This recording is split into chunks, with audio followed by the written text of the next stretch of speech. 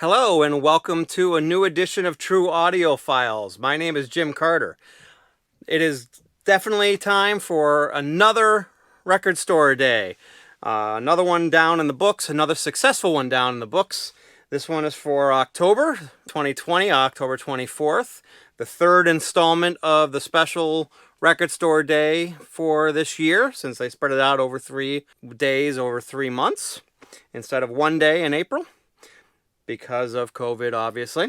So I'm going to quickly go over everything I've got here, and I am only going to show the vinyl when it's like a special color or something special about it, because I've just got too many things to go through and I don't want to make this a 30-minute video. So let's get right to it as quickly as I can. These are everything that I got today at Record Store Day, and for the most part, I pretty much got everything that I wanted. I definitely got everything I really, truly wanted, and there were a couple of other outliers that I was sort of interested in that I didn't get that really wasn't that big of a deal. So we'll start off with one of the most anticipated ones for me, and that was Miles Davis. This is basically alternative versions of the songs from Bitches Brew. Comes in a gatefold. I didn't open up the gatefold yet. I just basically opened it up enough to show you a couple of other cool things about it, though, which the inner sleeves are very cool. So you basically have that, and they are pressed on red vinyl. And then the other one is the other side. So very cool. This is from the original artwork from Kinda Blue. Again, the second one is also red. So that one's pretty awesome. Another one that I was desperately wanting, or I shouldn't say desperately wanting, but I've been wanting for a long time on vinyl, and I'm glad they reissued it. It was actually by Run Out Groove, which is, I think, kind of a specialty label of Warner Brothers. But it's basically Skid Row, Slave to the Grind. It's on a nice quality jacket. It might be tip-on sleeve, but it's gatefold, very thick stock.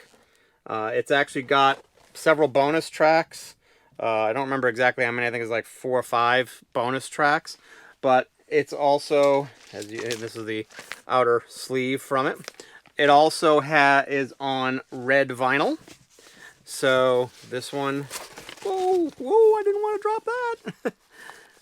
This one is on red vinyl, as you can see. Very cool. Next one is from a band called Infectious Grooves. For those of you who may not know, who didn't live through the early 90s rock or metal scene, it's basically a group that was kind of a funk/metal group, but the most notoriety thing about them at this point in time is the bass player from that group, which was Mike Trujillo, who's now in Metallica. But so they basically have this new reissue or new release, which has some new recordings from them with Mike Trujillo and some of the other guys from the band. There was the drummer's in another band that escapes me now. I'm sure I'll figure it out and put it in the titles down here or something. But so this one was kind of cool. It actually came with a kind of a poster art, if you will, as well, which is kind of cool. And also it came on orange vinyl. I'm kind of excited about this because the inner sleeve is actually a pretty high quality. I don't know if you could see what it's saying here, but it's looks like it's an archival quality inner sleeve, but as you can see, it's also transparent orange, which is nice. Next up is Johnny Cash. Classic Cash early mixes. So basically, these are from the sessions from when he signed on to Mercury, and they had him redo a lot of his classic songs. Like Get Rhythm, Cry, Cry, Cry, I Walk the Line, and these are early mixes of those performances. This is on black vinyl to 2 LP set. Kind of excited to hear that one. This one, next one, I was sort of hedging on whether I should get it or not, but I took a risk for a couple of reasons. One being it said it was a 2 LP set, so it had me curious about why it was a 2 LP set, because it isn't normally a 2 LP set. So it's Judas Priest, Sad Wings of Destiny. Now, what makes this very cool is a couple things. One that you could probably already see pretty easily is that it's actually 45 RPM, which sometimes means it's better sound quality, but it's also, maybe hard to tell here, but it's also an embossed cover, which is very, very cool. Embossed on the back as well for the song titles and things. So I'm actually really excited about this one. I'm hoping that sounds good. I haven't opened up the gatefold yet, but it also is on, it's going to be probably pretty hard to make out in the video, but it's on a blue and black, oh yeah, you can see it pretty well, blue and black colored vinyl, which, so it looks cool.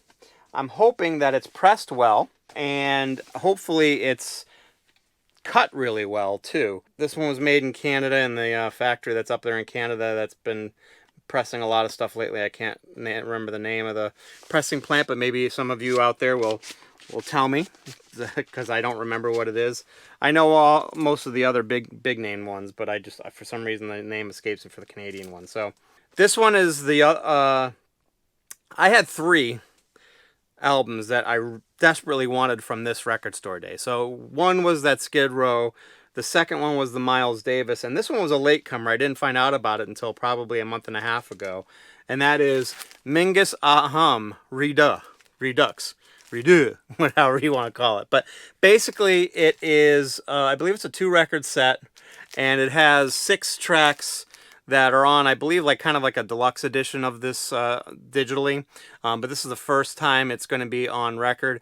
I mean, I'm sure it's going to be digital, but the digital still sounds phenomenal, at least the ones that I've heard. So hopefully this is no different, and I'm really excited about this because, as some of you already probably know, this is one of my favorite albums of all times. I discovered it, 2 or 3 years ago and was just floored at how awesome it is.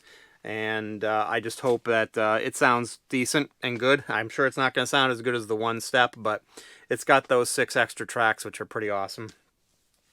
Next up, I've got a couple from Dexter Gordon. First one is The Squirrel, which is a live album from Montmartre, Copenhagen, in '67.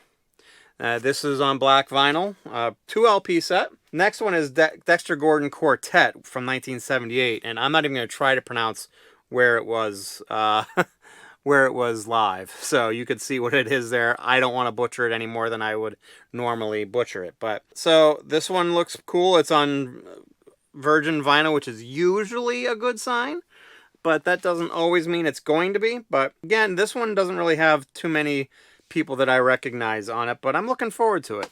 Hopefully it sounds good. The next one is one that I'm a sucker for, anything from Cheap Trick. And I got this one against my better judgment, and I say that because they had a live, this is live, by the way, I'm sorry, live from 1977 from the Whiskey A Go-Go, I think it is. Yeah, and they remixed it supposedly. But I bought a live album of theirs on Record Store Day, Black Friday last year, and the sound quality on that one was terrible. Usually the Cheap Trick stuff on Record Store Day is very good and sometimes hard to come by. So I'm hoping, crossing my fingers, that that one sounds good, because I was very disappointed with the one from Record Store Day last year. So this one was kind of one that I was like, it's kind of interesting and kind of cool, but don't know if I need it. But that usually never stops me on Record Store Day, and that is Warren Zevon's Greatest Hits According to Judd Apatow. So any of you, I don't know if any of you know who Judd Apatow is, but he's comedian slash director slash screenwriter, has made a lot of great movies, and most of them are escaping me right now, but most of you probably know who he is. So, but basically it's handpicked songs from Warren Zevon that are his favorites. So I figured I'd give it a try. I have most of the stuff by Warren Zevon already that I like, but I figured, hey, Greatest Hits isn't too bad. It's kind of cool. Next one is Rolling Stones, Metamorphosis. Metamorphosis. I think this is the UK version. The UK edition. And I think I have the US version, like an early pressing of the US version. Definitely don't have the UK version. What's kind of cool about this is 2 things. Well, yeah, 2 things, maybe 3. One is, I think this is just awesome.